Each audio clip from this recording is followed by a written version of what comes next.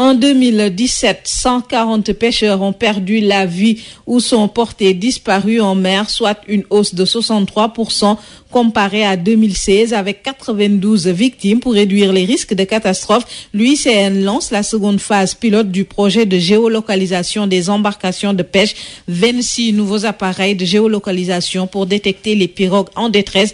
Les précisions de Mamadou Ndiaye, directeur de la protection de la surveillance des pêches. On l'écoute avec Khadisen. L'objectif de cette deuxième phase du projet de géolocalisation est d'apporter des innovations sur la balise qui a été utilisée à la première phase et qui ne permettait pas de déclencher l'alerte en mer. On arrivait à suivre les pirogues à partir de la terre, mais il n'y avait pas la possibilité de déclencher l'alerte en cas de besoin.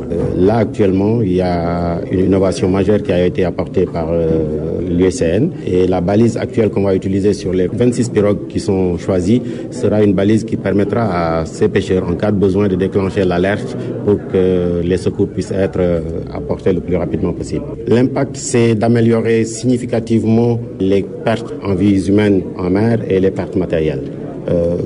Comme vous le savez, l'année 2017 a été une année où on a enregistré 142 morts du fait d'accidents et de noyades en mer et c'est énorme.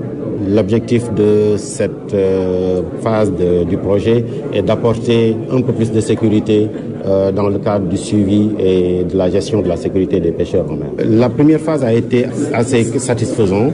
5 navires de pêche semi-industriels ont été suivis et 7 pirogues, donc 12 au total. Et les résultats étaient satisfaisants compte tenu du fait qu'il n'y avait pas la possibilité de déclencher l'alerte en cas de besoin. On est actuellement dans une phase pilote et le ministère de l'économie, de la pêche et de l'économie maritime vient d'acquérir 40 balises pour faire également d'autres tests et d'autres solutions, pour apporter d'autres solutions à cette problématique de la sécurité des pêches.